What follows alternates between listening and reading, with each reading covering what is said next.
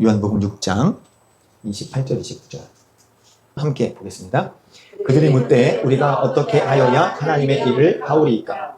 예수께서 대답하여 이르시되 하나님께서 보내신 이를 믿는 것이 하나님의 일이니라. 하나님은 당신을 향한 놀라운 계획을 가지고 계십니다. 한 번쯤 들어보셨을 거예요. 주로 전도할 때나 청소년들을 대상으로 한 집회에서 많이 사용되는데 지금 하나님은 당신을 향한 놀라운 계획을 가지고 계십니다 라는 말을 듣는 순간 여러분들은 어떤 생각이 드시나요? 하나님은 당신을 향한 놀라운 계획을 가지고 계십니다. 아마 대부분의 경우는 하나님께서 내 인생에 있어서 내가 무엇인가 놀랄 만한 특별한 일을 하게 하실 계획을 하셨다라고 생각을 하지 않을까 싶습니다. 특별히 이런 말을 듣는 대상이 목회자나 선교사라면 하나님이 나를 통해서 사람들이 놀랄 만한 목회나 또 선교의 일을 하게 하실 것이라 하는 기대를 할 것 같고, 목회자나 선교사가 아니라면 나를 통해서 사람들이 주목할 만한 특별한 그 무엇, 예컨대 사업에 성공해서 예수님의 이름을 높이거나 아니면 이름이 알려져서 하나님을 알리는 것과 같은 그런 일을 생각할 것 같아요. 물론 하나님께서는 우리로 하여금 사람들이 놀라고 주목할 만한 일들을 하도록 계획하시고 그것을 이루십니다. 유명 연예인들이 대중 앞에서 상을 받을 때 하나님과 예수님을 고백하는 것이나 또 성공한 사업가들이 예수님을 증언하는 것이 그런 것들 중에 하나이겠죠. 이런 경우를 성경의 인물로 하면 요셉이나 모세, 그 외에도 많이 있지만 하나님은 그들에게 특별한 계획을 가지셨고 그리고 그들을 통해서 특별한 계획을 이루셨죠.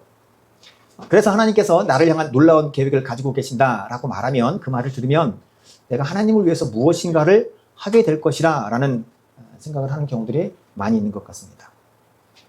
하지만 하나님께서 나를 향해 가지고 계신 놀라운 계획이 반드시 내가 하나님을 위해 무엇을 함으로써 세상에 드러나고 또 사람들이 이목을 주목해서 나로 하여금 하나님을 높이는 것, 꼭 그 무엇이라고 말할 수만은 없지 않겠는가 하는 것이에요.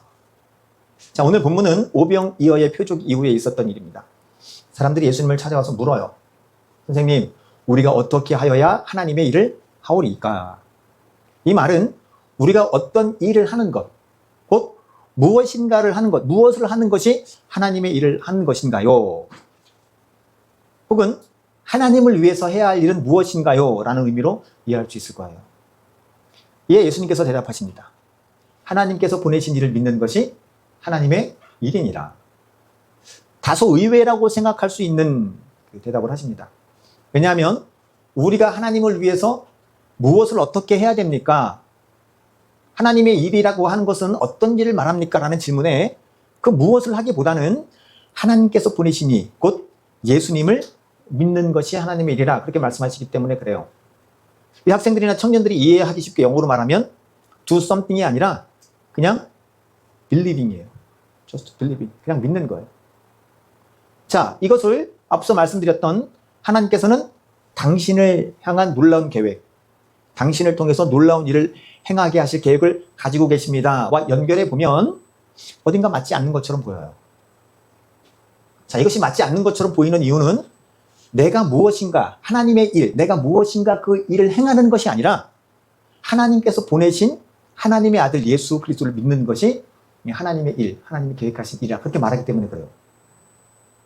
자, 여기서 우리는 우리를 향한 하나님의 놀라운 계획이 내가 하나님을 위해서 무엇을 하는 것에 초점이 있는 게 아니라 하나님께서 나를 위해서 무엇을 하시는 것에 초점이 있다는 것을 알게 돼요. 즉, 우리를 향한 하나님의 놀라운 계획은 하나님의 아들 예수 그리스도를 이 땅에 보내셔서 영원한 지옥에 떨어져서 영원한 고통과 영원한 괴로움의 형벌을 당해야 되는 나를 구원하고자 하시는 것이 하나님의 놀라운 계획이에요. 조금 자세히 말하면 하나님과 동등하신 예수님께서 하늘의 모든 영광을 다 버리시고 비천하고 비천한 인간의 몸으로 이 땅에 오셔서 멸시와 천대와 조롱과 모욕을 다 당하시고 급기야는 십자가에 못 박혀 그 수치와 십자가의 고통을 다 당하사 죽으시고 다시 살아나심으로 나를 구원하실 것을 계획하신 거예요. 하나님은 당신을 향해 놀라운 계획을 가지고 계시다라고 하는 이 말은 우리로 하여금 놀라운 일을 하게 하실 것이 아니라 우리가 구원받을 수 있는 그 놀라운 일, 그 일을 계획하셨다는 거예요. 우리는 이것을 가리켜서 하나님의 작정 또는 하나님의 예정이라 그렇게 말합니다. 작정은 좀 더 큰 개념이고 예정은 조금 더 그보다 작은 개념이지만 어쨌든 하나님은 우리를 구원하실 작정, 우리를 구원하실 예정을 하시고 우리를 구원하시기 위해서 예수님을 이 땅에 보내신 거예요. 이것이 우리를 향한 하나님의 놀라운 계획이에요. 자, 이것이 놀라운 계획이라고 말하는 이유는 자, 하나님이신 그분에게 감히 하나님이 될 수 없는 내가 하나님과 같이 되겠다고 하나님을 대적한 이 죄인을, 그래서 마땅히 형벌을 받아야 되는 이 죄인을 구원하시기 위해서 하나님의 아들을 죽이는 계획을 세우신 거예요. 말이 안 되지 않아요? 내가 뭐라고? 인간 범죄했으면 다시 멸해버리고 다시 창조해도 되잖아요. 다시 만들어도 되잖아요. 그럼에도 불구하고 그 인간을 구원하실 계획으로 당신의 외아들, 독생자 예수 그리스도를 죽이실 계획을 세우셨다. 자, 인간 왕들도 자신의 왕권을 위해서 부모도 없고 형제도 없고 일가 친척도 없죠. 온전히 다 씨를 말리잖아요. 하물며 온 우주의 왕 대신 하나님을 끌어내리고 인간 자신이 하나님이 되겠다고 했으니 이 어찌 멸망을 당하지 않을 수 있겠습니까? 그런데 하늘 곧 온 우주의 왕 대신 하나님은 이렇게 반역한 죄인인 나를 위해서 하나밖에 없는 아들을 죽이기로 계획하신 거예요. 우리가 아직 하나님을 알기 전 여전히 하나님을 대적하고 하나님을 배반하고 죄 가운데 사는 그 죄인, 그 나를 살리시기 위해서 계획하신 게 하나님의 아들 예수를 죽이는 게 그 계획이었다. 이것이야말로 정말 어메이징 그레이스 아닌가요? 어메이징 그레이스 맞아요? 어찌 이럽니다.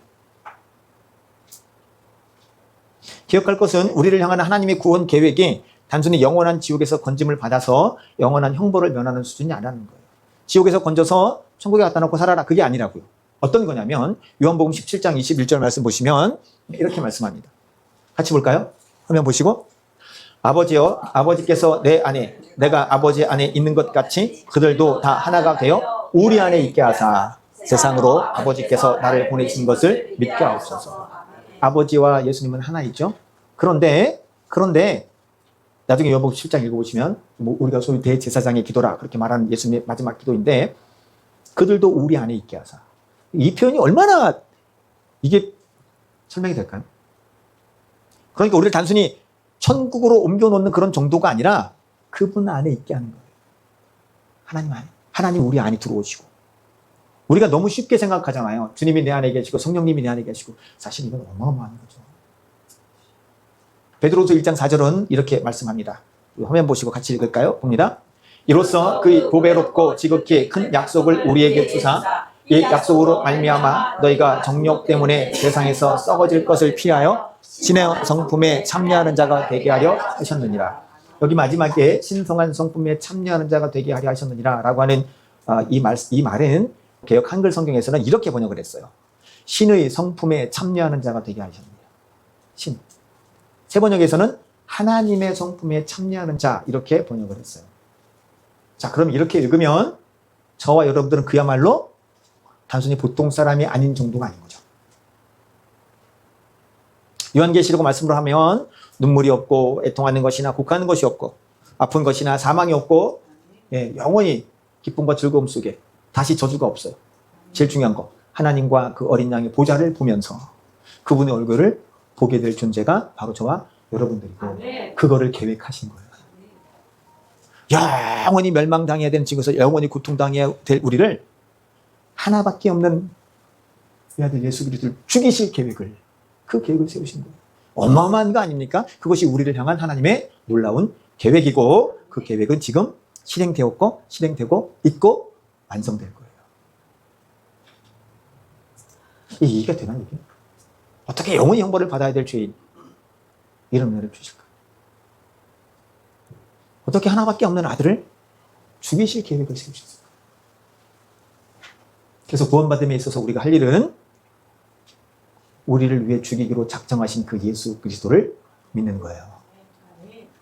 십자가에 못 박아 죽이시고 다시 살리심으로 나를 살리시고 구원하신 것, 하나님의 백성, 천국 백성 되게 하신 것을 믿는 거예요.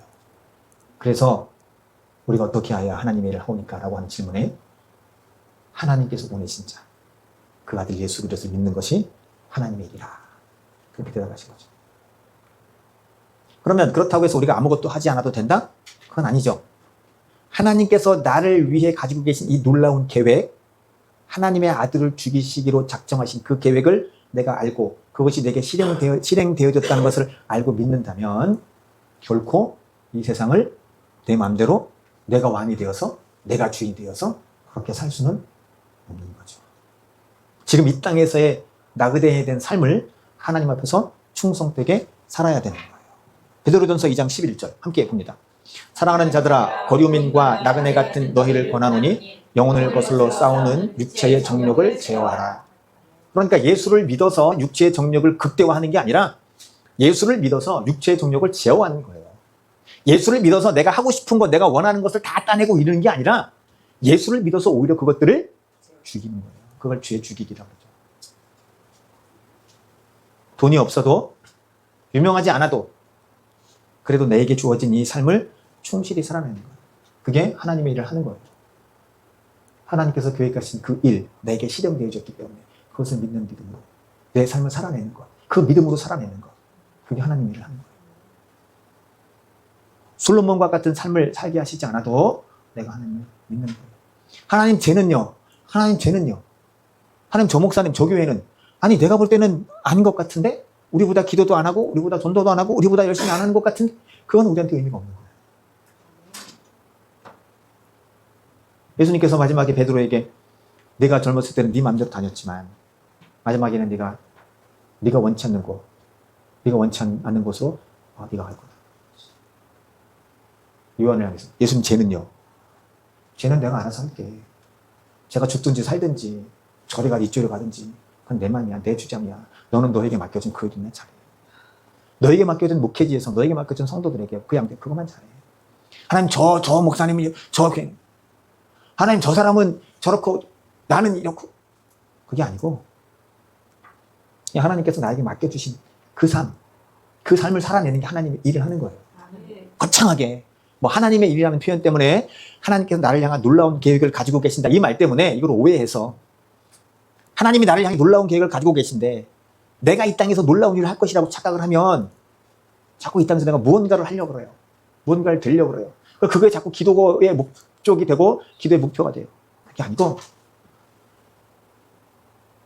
내가 무엇을 하고 눈에 보이는 열매나 업적을 맺어야 되는 게 그게 아니고 그냥 나에게 주어진 삶. 너를 구원하기 위해서 내가 독생자 예수 그리스도를 죽일 계획을 세우고 그걸 실행했다. 그러니 너는 그것을 믿고 내가 너에게 살라고 하는 그 삶을 살아라요.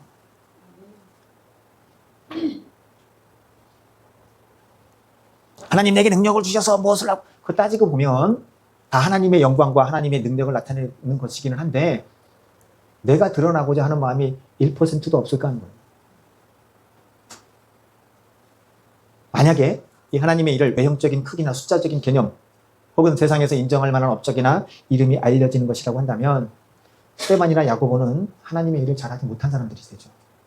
아니 잘하지 못한 정도가 아니라 실패한 자가 되는 거예요. 알고 계시듯이 스데반은 성령이 충만했어요. 그리고 하늘의 문이 열려서 하나님 보좌 우편에 예수님이 서신 것을 보는 그런 상황이었어요. 그렇게 말씀을 전했어요. 그런데 그 자리에서 현장에서 불 맞고 그 자리에서 죽어요. 반면 베드로는 하루에 3,000명씩 5,000명씩 회개하고 돌아가요. 누가 성공한 삶인가? 누가 하나님의 일을 잘한 것인가? 그게 우리 개념이란 말이에요. 우리 기준이라.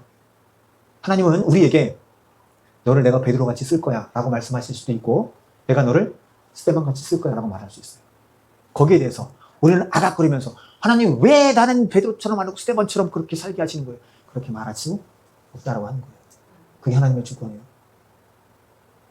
이 땅에서 이 세상에서 실패하는 것 같은 삶을 살게 하실지라도 그냥 우리 기준에 실패한 것처럼 보이는 것 뿐이지 만약에 스데반의 순교가 없었다라고 한다면 예루살렘과 온 유대와 사마리아와 땅끝까지 이르러 내 증인이 되리라 하는 그 말씀은 성취되지 않는 거죠. 이미 우리가 말씀 봤잖아요. 스데반의 일 때문에 예루살렘에 큰 핍박이 나서 드디어 사람들이 사마리아로 가고 온 세상으로 흩어진 거예요. 그게 진정한 성공한 삶 아닌가요? 그게 진짜 하나님의 일을 잘하는 거 아닌가요? 근데 우리는 자꾸 하나님의 일을 잘했다라고 하면 세상적인 개념의 어떤 숫자, 외형 이런 것들이 자꾸 매몰이 돼요. 자꾸 거기를 쳐다보니까 자꾸 내가 초라해져요.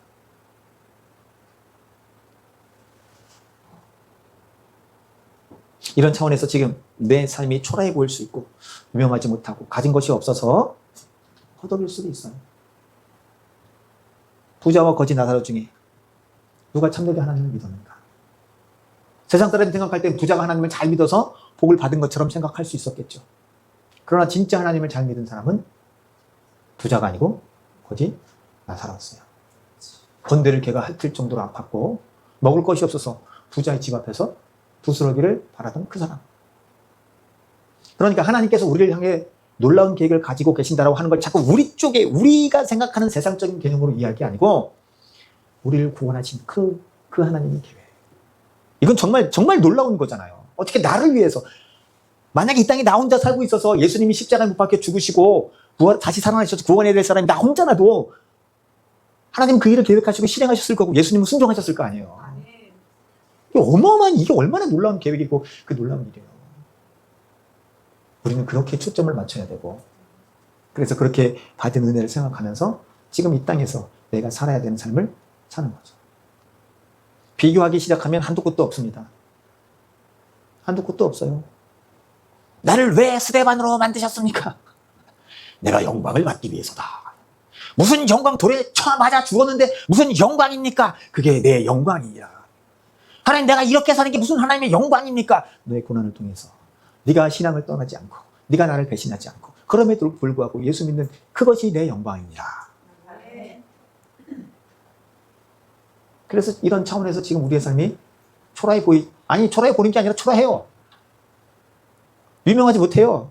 가진 것도 없어. 잘난 것도 없어.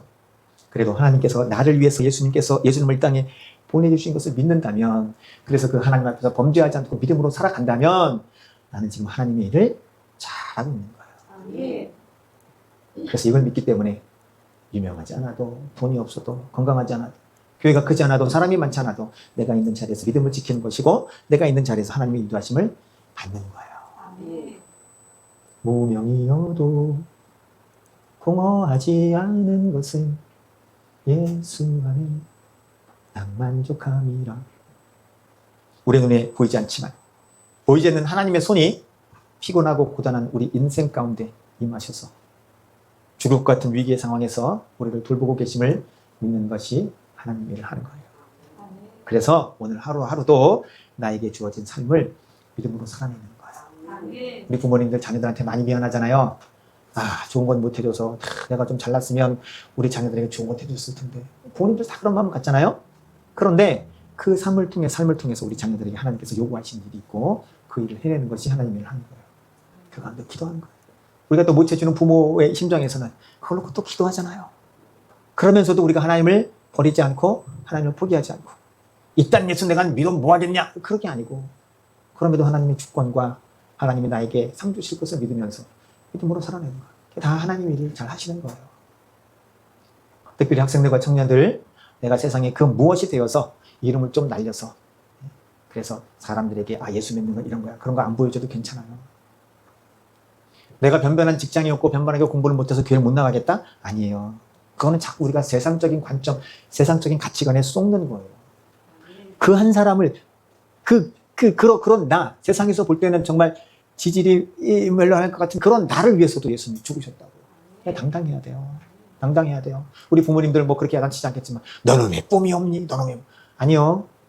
하나님 만들어 가실 거예요. 부모가 부모님이 저를 보실 때 그런 생각을 하셨을 것 같아요. 그리고 부모가 된 제가 지금 자녀를 보면서 그런 생각들을 가끔 할 때도 있어요. 그래도 그들 가운데 역사하시는 하나님을 믿는 것이 우리가 하나님의 일을 하는 거예요. 왜냐하면 하나님이 만들어 가실 거니까. 안타까운 마음도 있고 또 속상한 마음도 있지만 하나님이 하실 거예요. 그 아들을 위해서 독생자 예수를 보내셨다면 내가 뭔 걱정을 하겠어요. 정리합니다. 하나님은 저와 여러분들을 구원하실 놀라운 계획, 그 아들 독생자 예수를 기꺼이 죽여 십자가에 못 박혀 죽이기까지 우리를 살리실 놀라운 계획을 가지고 계셨고 그것을 우리에게 실행하셔서 우리가 지금 있는 거예요. 그래서 다시 반복하지만 그 무엇을 하는 것을 우리가 초점을 둘 게 아니라 이미 하나님께서 놀라운 일을 나에게 행하셨기 때문에 나에게 맡겨주신 그 삶을 사는 거예요. 나에게 요구해지는 그 삶을 사는 거예요. 내게 주어진 환경과 상황 속에서 하나님을 믿는 믿음으로 내가 있는 자리에서 최선을 다하는 거예요. 요셉과 같이. 요셉을 볼 때마다 참 많이 도전이 되는데 그 소망 없는 감옥에서 어떻게 그렇게 믿음으로 인내할 수 있었을까?